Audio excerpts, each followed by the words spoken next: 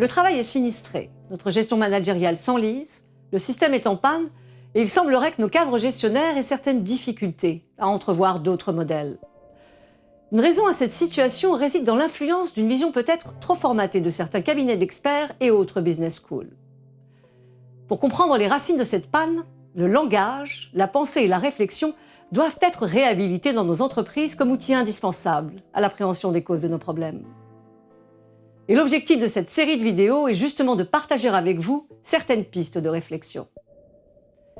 Et alors on commence tout de suite par la présentation de la science qui est à l'origine de mes recherches, la cybernétique. Son étymologie d'abord, qui nous vient du mot grec « kubernetike », désignant le pilotage d'un navire. Les termes « gouverner »,« gouvernail »,« gouvernement » ou « gouverneur » partagent la même étymologie. La cybernétique est donc l'art de piloter des systèmes complexes. Mais qu'est-ce qu'un système complexe ? Eh bien, un système complexe peut être une organisation, une entreprise, une famille, une cellule ou un corps humain. Et la cybernétique va chercher à analyser les interactions entre les systèmes et leur interdépendance. C'est aussi l'analyse de la transmission des messages et du phénomène de rétroaction, communément appelé le feedback, qui sont les principes mêmes du machine learning, mais à l'échelle du vivant. Contrairement à l'intelligence artificielle, celle-ci va prendre en compte toute la sphère environnementale, où l'information n'est pas une donnée brute, déconnectée de l'objet ou du sujet qu'on est en train d'étudier. Cette science interdisciplinaire est née dans les années 40 et a failli être classée secret défense. Norbert Wiener, le fondateur de la cybernétique, réunit à l'époque des scientifiques de tous bords.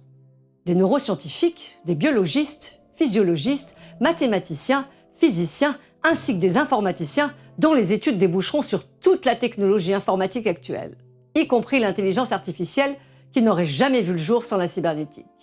Le livre fondateur est La cybernétique ou le contrôle et la communication dans l'animal et la machine. Malheureusement, l'orientation médiatique et universitaire s'est portée davantage sur la technologie informatique que sur les sciences sociales, alors qu'elle représentait un tiers des chercheurs du domaine. À l'image du célèbre anthropologue Gregory Bateson ou encore Paul Watzlawick, qui sont à l'origine de l'école Palo Alto et qui ont étudié des pathologies très graves comme l'alcoolisme, la schizophrénie ou les phénomènes du double bind, l'injonction paradoxale, qui est, je le rappelle, un ordre et un contre-ordre donnés simultanément. Leur succès s'est appuyé sur l'efficacité à résoudre des problèmes variés et partent du principe que la psychologie individuelle s'avère inopérante dans l'étude des phénomènes sociaux. C'est donc la nature des relations et les complications qui existent dans la relation qui importent.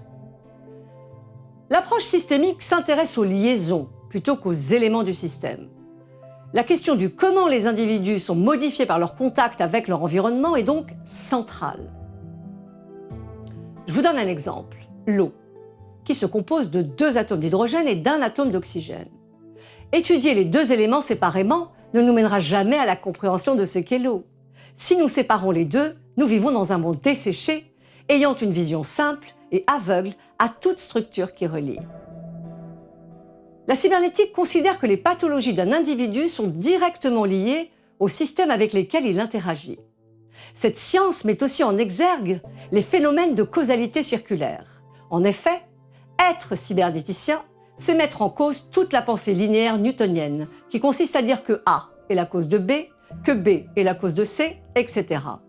D'abord parce que nous avons cherché à toujours tout simplifier, et ensuite parce que nous assistons depuis la révolution managériale des années 80 à un véritable processus de dénéotisation, terme venant du verbe grec néotique, penser, et qui signifie perte de savoir. Aujourd'hui, nos sociétés sont incapables de produire autre chose que de l'expertise. Le système éducatif nous condamne à un repli disciplinaire strict, à séparer, segmenter, compartimenter, voire décontextualiser, ce qui rend impossible l'analyse des processus interactionnels. Et surtout, qui maintient un statu quo où les esprits sont de nature à ne jamais remettre en cause un modèle de pensée.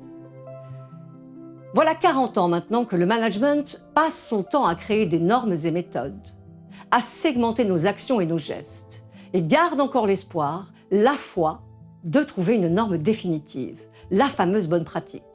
On observe aussi que la rhétorique qui l'accompagne s'épuise, son champ lexical glisse gentiment vers l'obsolescence, comme si les mots ne tenaient plus pour décrire le réel. Si bien qu'en quelques décennies, nous sommes passés du stress à la souffrance au travail, au burn-out, au bore-out, au brown-out, aux risques psychosociaux, à la qualité de vie au travail pour enfin arriver au bonheur.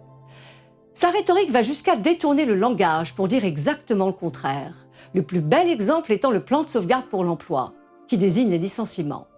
Ce paradoxe linguistique a fait l'objet de plusieurs études à Palo Alto. À court terme, elle paralyse la pensée et l'action, car personne ne peut être contre sauver des emplois.